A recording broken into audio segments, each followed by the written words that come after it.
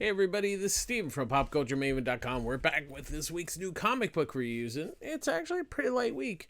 A fair amount of new titles, some returning champions, and a title that I missed last week, so I was very sad about missing it, but we'll cover it this week. And I think there's going to be a couple this week that I'm gonna miss, so we'll do a little catch up next week on those.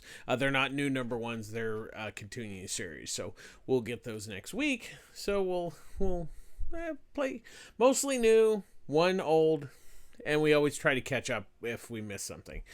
First up, we have Marvel Family Comics #1 Facsimile Edition, written by Otto Binder with artwork by C.C.P.D.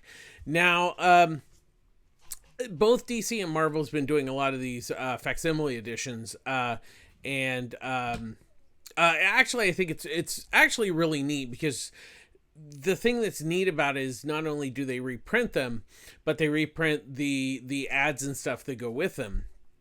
So that's always kind of fascinating to take a look back, especially in this case, because this was released in 1945. The main reason that this is being reprinted because this is actually the first appearance of Black Adam, and obviously with the movie coming out, it'll coming out this weekend. So that's the main reason why they're reprinting it. It's actually really, I was very excited about it because there was plans to reprint the original Captain Marvel Fawcett stories, but DC said they were going to reprint them and they didn't. I think they kind of figured out that as with a lot of these older comics, there's things that aren't as politically correct today as, it was just a different time when these comics were made. And also, once again, they are of their time, so there's nothing really too bad about this one I didn't see. So what it is there's three stories. There's the origin of Black Adam, and so it also includes Captain Marvel, Captain Marvel Jr., and then Mary Marvel, and then Uncle Marvel. And so it's a fun little story and introduced Black Adam. And he was a villain in the Captain Marvel comics. There's also a Richard Private Dick story. It's kind of humorous. It's okay. Once again, it's fascinating to see what was popular at the time, because that's what comics were like back then. There was a mix of them. It wasn't just superheroes. But then the final thing is there's a baby Marvel story where what it is somebody leaves a baby in front of Billy Batson's door. So with a note saying, I can't take care of the baby. Could you please try to find a good family for it on your radio show? So he ends up taking care of the baby, and the baby's crying, so he turns into Captain Marvel and tries to sue the baby, and he calls for reinforcements of the Marvel family, and they take care of the baby, and then they take the baby to the park. The baby gets kidnapped. The baby is fine in the end, but it's actually a cute little story. Once again, these stories are pretty simple. They're basic superheroes, of their time. I'm a really big fan of C.C. Beck's artwork. Now, this is pretty early C.C. Beck, so I wouldn't say that it's necessarily his best work, but I really liked him as an artist. And you can even see back in this period, he's still really a good artist, and he really defined, obviously, what the Captain Marvel and the Marvel family looked like, even when DC revived it, because when they did revive it in the 70s, C.C. Beck did draw the first I think 12 issues or something. Once again, the thing I did like about this is it's a pretty cheap reprint. I know a lot of the DC ones, because they're bigger books like Detective, were more expensive. This one's only $4, and like I said, these just the Captain Marvel comics have not been reprinted, so this is, for me, it was a real joy, and I think it's a fascinating look back at that period in comics. Plus, if you're a big fan of the Captain Marvel and the Marvel family, definitely check this out. I enjoyed it. Next up, we have Deadly Neighborhood Spider-Man #1. Written by B. Earl and Taboo, with artwork by Juan Fiera. So what it is Peter Parker's gone to LA to work with another scientist, and they're creating this new thing with water and sound. And so of course, obviously in LA, Peter goes to the beach and he actually hops a bus because, as we all know, at the beach, there's no buildings and stuff. It's not like New York. And, so he ends up in the Santa Monica Mountains, and he basically fights a bear. And so, but the other thing that happens in the story, he keeps having these bizarre, like, nightmares about, where he's like kind of a dark, as basically, deadly Spider-Man. But he also finds this rock that has these etchings on it, so that could be causing his dreams. We're not quite sure.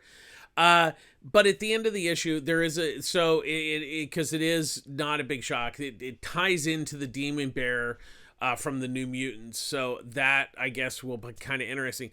I felt that the story was kind of okay. It wasn't like great and it wasn't terrible. It was kind of like, okay, this is nice, but really, I found that it didn't have a huge, like, point. I mean, I think the problem was, it was like the nightmares. Okay, it's like, okay, there's these nightmares, but the question is it supposed to be a scary book? Is it supposed to be? For me, it just couldn't quite decide what it wanted to do with the story. Like I said, I don't think it was bad. I think it was just okay. It didn't really motivate me, even with the reveal of the Demon Bear at the end. It just seemed kind of basic, and that's fine, but it's, basic's not going to cut it. I mean, you're spending, comics are not cheap anymore. So I will say Freira's art's actually really nice. That was really one of the bright sides, especially during the, kind of the nightmare sequences. It's visually really a good looking book. I just found the story kind of okay. So it's kind of up to you, but I it's not really, I'd say pass on it. Next up we have Harley Quinn, the animated series, Legion of the Bats #1, written by T. Franklin, with artwork, pencils by Shea Beagle, with artwork by Roberto Poggi and Shea Beagle. So a bit of a warning on this. You really need to watch the 3rd season of Harley Quinn, the animated series on HBO Max, because a lot of the story in this comic deals with stuff that's going on in that series. So I think you can read it by itself if you haven't seen those the 3rd season, but I think you need to at least seen the first couple seasons. So what this is so Harley is kind of caught, like, she doesn't want to be, she's not really a villain, she's not really a hero, so she's kind of in a gray area, and she's trying to figure out what to do. So she's kind of hanging around with Batgirl and Robin, trying to, like, hone her skills and stuff. And so she's kind of part of the Bat family, but she doesn't want to, like I said, she doesn't want to be a hero. And so now Ivy is in charge of the Legion of Doom, but there's not many members left. So she gets this brilliant idea of creating the Ladies of Doom, which I guess we'll see maybe in the issues coming following this. But it's also, they delve into, the relationship with Harley and Ivy and everything. I like this. I don't think I liked it as much as T. Franklin's last animated comic that she did. I think it's fine and everything. I think this one just kind of like, there was a lot of dialogue and stuff where it seemed like there was a few times where it seemed like it just was a little bit of a slog. But not in a bad way. It just seemed like the pacing wasn't, it was just a lot of exposition. And I think it just, it didn't really nail the story as well as I would have liked. Not that it was bad or anything. I think it was just kind of really exposition heavy. So I think that, I struggle a little bit with that. Beagle's artwork's nice, has a good animation, kind of style and everything. But I think it's really going to depend on how much you like the animated series, and how much you've seen of the third season. So I think that's really where that lands. But as a standalone comic, it's a little iffy in that respect. But once again, I think if you watch the third season, it's definitely gonna work better for you. Next up, we have the Alpha Betas #1, written by Kyle Starks, with artwork by Michael Calero. So what this is, there was a Kickstarter for this show. It's a YouTube show. So what it is so there's Eddie, Buck, Mason, and Tommy. So they play video games, and they're friends in the video game. So they go play this one game, and they discover that there's like a glitch in the game. And so what it is the government has this program Nimbus, and what it is it's the glitches are affecting the real world. So what it is these kids who come in, they know how to play video games, but the people in Nimbus, they're just like computer programmers, but they're not really gamers. So that's kind of the setup here. Now, I have not seen the YouTube animated series. I just went with what I saw here, and mostly I read it because I really am a big fan of Kyle Starks.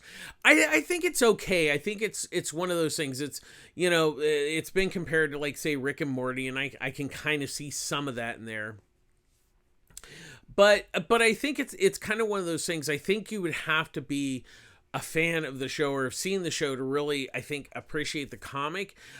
Not to say that the comic's bad. I just think it's like it really is. It's very basic, and it's kind of a story you've kind of seen before in some ways, and there's not there's not a kind of a lot of meat on the bone here. It's pretty basic. It's a fun little story, but I don't think there's a lot there. The artwork's actually really nice. Obviously, it has that look of the animated series and everything. I just found it to be okay. But once again, I think if you're a fan of the series, I think you're probably gonna like this a little bit more. But if you've never heard of the series, I think it's probably not gonna the comic's not gonna win you over. So there's that. Next up, we have Batman One Bad Day Penguin #1, written by John Ridley, with layouts by Giuseppe Camicoli, and finishes by Cam Smith. So once again, this is another one shot in these Batman One Bad Day. So this one centers around the Penguin. So what it is, the Penguin has been run out of Gotham by the Umbrella Man, who beat him up. And so Penguin comes back. He has no money. He has no weapons or anything. So he goes back to one of his henchmen, who's the guy who sold him out, for apparently $250,000 or $25,000. I think it's 25. It wasn't that much. Anyways, Penguin tries to get the money from him, but only has $10. He has $10 and a gun with one bullet. So Penguin starts running into, like, the people that work for him. They either work for the Umbrella Man or are part of that, because the Umbrella Man has basically taken over Gotham. And the Penguin ran Gotham, but he controlled it, where Umbrella Man, it's like chaos. The Gotham police can't handle it. Batman can't even handle all the calls. So Penguin hooks up with Lily, who has these really large hands, and she helps the Penguin kind of get things back together to get revenge against Umbrella Man, and also to get his money back.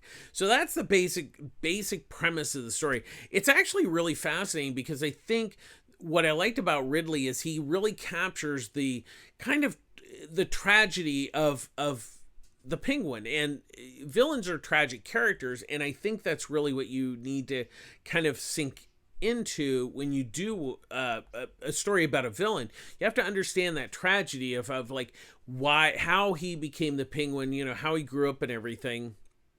and how it relates to him as an adult. And also, I think the really interesting and fascinating part of the story is like how he realizes how crappy he treated his like workers and stuff.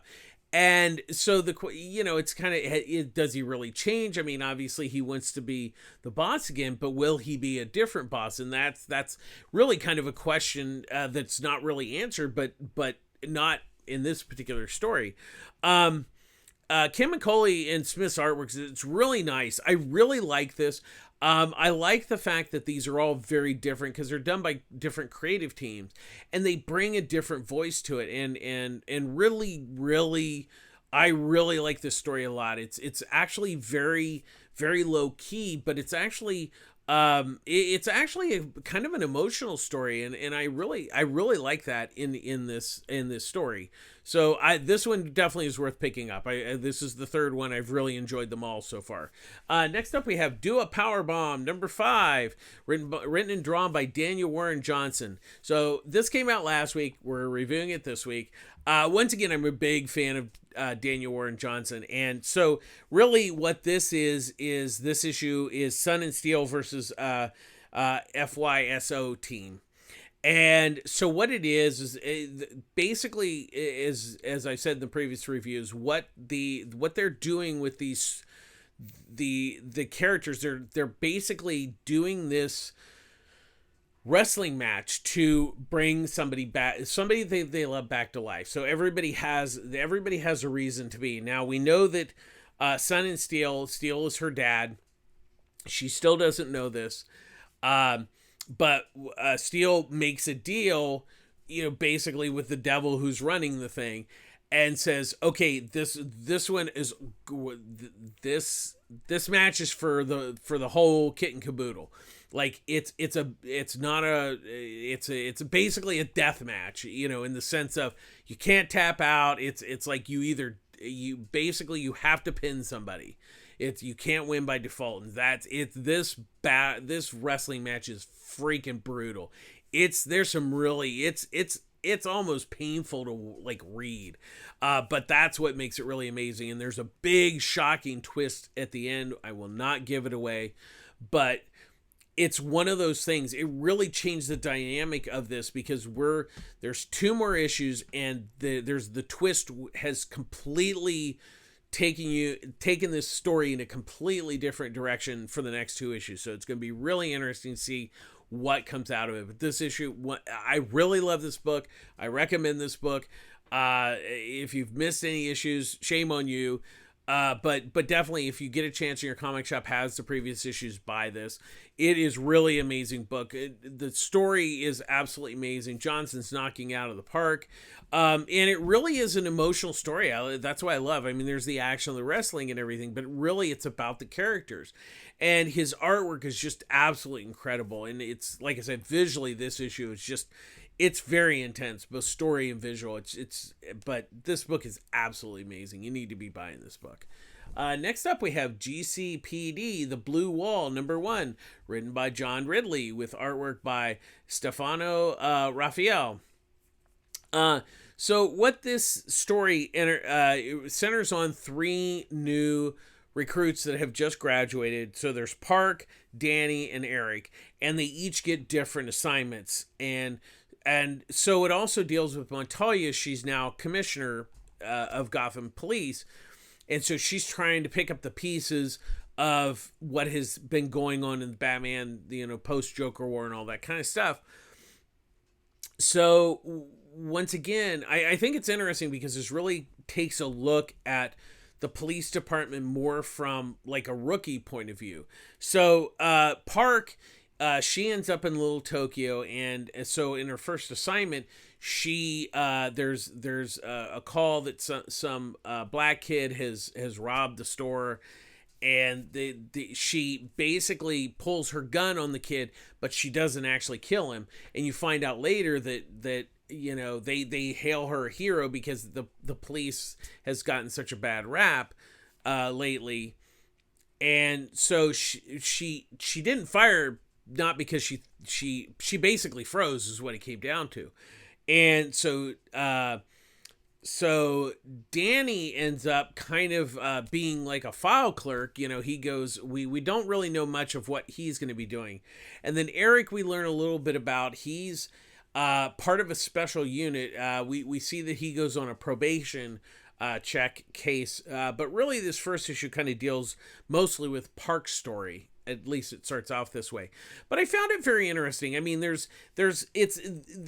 Ridley's setting a lot of stuff up here. There's a lot of exposition in this first issue, but he's laying some really good groundwork, and I think that's kind of what makes it work so well. Is it's exposition, but you can see that it's really he's laying a foundation for where this story's going to go. And I really like that. And Raphael's artwork is really nice. It's really an interesting book. It's kind of more gritty and kind of real, kind of that realistic sort of thing.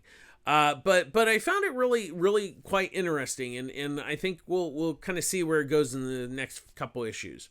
Next up, we have Miracleman: The Silver Age, #1, which is actually number 23, written by Neil Gaiman with artwork by Mark Buckingham. So what this is, so here's the thing. This is going to be tough if you have not read, especially the Golden Age. Now, this week, the Golden Age trade paperback was reissued, and you can get that. I would really highly recommend picking that up, because that really is the part that really leads into the Silver Age. So what it was is, back in the 80s, Eclipse Comics reprinted the Miracleman stories by Alan Moore and Gary Leach that had been done in Warrior, but it never got finished. So that got finished, and then Rick Veitch came in and did a story arc, and then the next big story arc was done by Neil Gaiman. It was really one of his first, not his first comic work, but one of his first big ones. But the story never got finished. They only got to, I think, issue 23, 24. Only the first couple of the Silver Age got finished. And this was supposed to come out a long time ago, but here's basically what happened. Mark Buckingham was not really happy with his artwork, so he's actually redrawn the whole thing. Now, obviously, some issues he never finished, but if you look at it, you can go online and see the original page is 23, and you see this one. They're completely different. The coloring's all new and everything. But like I said, so it really is. This is really a sequel story to the Golden Age that came out previous. So really you need to start there. But with that being said, so really what this is dealing with is the post-death of both Miracleman and Kid Miracle, where they've been cloned. And so Kid Miracle is basically kind of waking up from 1963, and that's his last memory. So he's now in the 21st century. And so what it is so there's in a way, there's like a lot of, like, not Miracle Man, but Miracle kids that have powers and stuff. So once again, there's like monsters and gods of friends that he knew, or people that he kind of knew, and they've been cloned and stuff. So it's really complicated, and that's why I really recommend that you read the Golden Age story arc before you read the Silver Age, because it really leads into that. Now, once again, with that being said, I really enjoyed this, but it's because I had read the Golden Age. So the other thing that's actually really nice, at least in this first issue, is there's actually a backup section with sketches and stuff that Buckingham did for the concept drawings and stuff for this redo. It's kind of a nice little addition. But here's the thing. Look, I'm a big fan of Miracleman. I'm really big fan of what Neil Gaiman had done, especially with Golden Age, and it led to the Silver Age, which we never got to finish. So it will be interesting to see. But I would say if you really haven't been reading Miracleman, there's a couple of options. There's an omnibus that's going to reprint everything up into the Golden Age. That will cover everything, the Alan Moore and the Rick Veitch storylines. And then there's a trade of the Golden Age that is available now. And then at some point, I'm sure that Marvel will collect both the Golden Age and the Silver Age all in one thing. So that's where you're going to land with this whole thing. So the question is, if you've read it and you're up to date, then yes, pick this up. If you haven't read this, I would at the very least go back to the Golden Age and start there. But otherwise, taking all that into account, I really like this first issue. It was a great setup for where Neil's going to take the story, and I'm excited to see how it all is going to end. Next up, we have Batman Superman World's Finest, number 8, written by Mark Waid with artwork by Dan Mora. So, this is a continuation of the Boy Thunder. He's training with the Teen Titans, trying to learn how to use his powers and everything. And so, just as that's happening, the Key has taken over Gotham and has basically what it is everybody is it's kind of like the best way to describe it's kind of like a Scarecrow fear thing where people are trapped in elevators and they're basically kind of freaking out.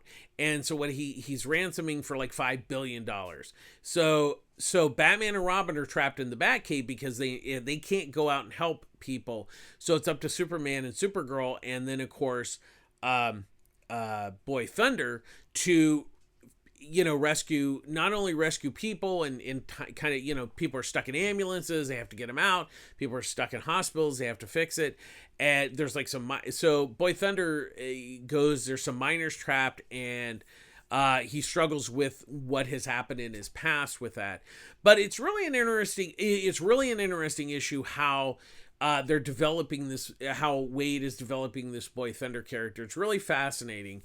And I just really I'm a really big fan of Mark Waid's writing. I really like how in a lot of ways this is like just simple classic superhero type stories. And of course, team up with Batman and Superman. I also like that he's using the Teen Titans, he's using Supergirl and all that. So, once again, you need to have at least read the last issue before you read this. But I do like this storyline that he's doing, and it'll be interesting to see how he continues to develop the Boy Thunder and how he eventually maybe fits in the DC universe. But as I've said before, I love Dan Mora's artwork. He's really just a great artist, and I love.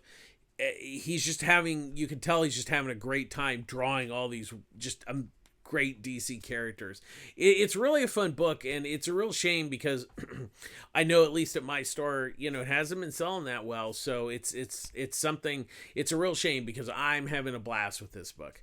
Next up, we have The Bone Orchard Mythos 10,000 Black Feathers, number 2, written by Jeff Lemire with artwork by Andrea Sorrentino. So this continues. So we have Trish and Jackie, their childhood friends out. Jackie is missing, but what this issue does is it goes back to post them after they've met, and they hang out at Jackie's house a lot. They're developing this kind of this sort of, I guess you could say, D&D / Lord of the Rings type story that they're developing. They're like characters in the story. So it's interesting how this issue goes, because you're reading a story that they're writing. And once again, this is what I love about Sorrentino's artwork, is his artwork for that part is very different from like the real world. And this issue really is dealing with them as they become friends. And we also see towards the end of this issue how they started to drift apart. And that, one would assume, is going to lead in why and how Jackie is missing, and how Trish has basically come back to her hometown to try to find Jackie, because there seems to be something where like she's getting like seems like messages that Jackie might still be alive. So it's very interesting, and once again it's very methodical how Lemire is unfolding this story and in this mythology with I love how, you know, you're reading and you're like reading this like, you know, Lord of the Rings type story, and you're like, oh, it's actually the two girls, and it's also it's really fascinating. I'm really intrigued where they're going to take this story, because it's really it's like a murder mystery, it's like fantasy, it's a lot of stuff rolled into one, that is really just quite fascinating. And if you've missed the first issue, I really recommend this. I really big fan of this team, and they're really just knocking it out of the park with this book. Next up, we have Nightwing number 97, written by Tom Taylor with artwork by Bruno Redondo. And there's some artwork done by Geraldo Borges with the pencils, and Chayo Felipe with the inks. So what this is so Blockbuster's dead. So the city is, you know, he was kind of running and ruining the city of Bloodhaven. And Maroni doesn't know that he's dead. So he's been arrested. And so he thinks he's just going to get out of jail, but then they tell him, you know, Blockbuster's dead. You're kind of screwed now. So they know that they can't keep Maroni in Bloodhaven because they'll just kill him. Because he knows too much. And so the plan is to take him to Gotham. So it's a prisoner transfer, and Nightwing and Batgirl are kind of the escorts. Of course, there's you know, it doesn't go well. Somebody tries to kill him, so they end up going into the woods. And there's so Bruce has a safe house in the woods where they take him to hide out. And I won't say that, but Babs and Dick have a very fun night. This is a continuing storyline. So it really started like the last couple of issues. I just really love Tom Taylor, what he's been doing with this book. He really just, once again, he's really put the characters first and foremost into these stories, and it's just so good. And Redondo's artwork is just, it continues to be fantastic. And even Borges and Felipe's artwork is actually really nice. You can tell the difference, but it fits in really well. But like I said, I'm a big fan of Nightwing, and it's just a comic you should be picking up. Next up, we have Predator number 3, written by Ed Brisson, with artwork by Kev Walker. So Theta has, you know, she's crashed on the snow planet and everything. So with the last issue, she thinks she has found the Predator that has killed her family. Now, here is the big twist. We find out that this whole thing has been a trap, and that they are after Theta because she has been after them. So that was a big reveal in this issue. And so she fights a Predator and she wins, but then that's how she finds out that, you know, that they've been hunting her, not just coming to like a planet and just like for a regular game. No, they're hunting her. And she's like, oh crap. So her and the ship are like, this is bad. This has really been quite fascinating. I have to give it to Brisson that this has really been an interesting story in the fact that he's really taken that basic Predator story, and really given it some nice twists and turns that you really haven't been expecting. And I think the other thing is how he's really infused Theta with, like, just, she's a really interesting character. And that it's really her story, and the Predators, you know, once again, it's not like they talk and stuff. So it's really a story about her and how she fits into this Predator universe. Walker's artwork is just absolutely, it's really gorgeous artwork. It's really been a fun story. I'm really enjoying this. So it'll be interesting to see how this first story arc ends. Because I'm liking it so far. And finally this week we have Aquaman Andromeda number 3, written by Ram V with artwork by Christian Ward.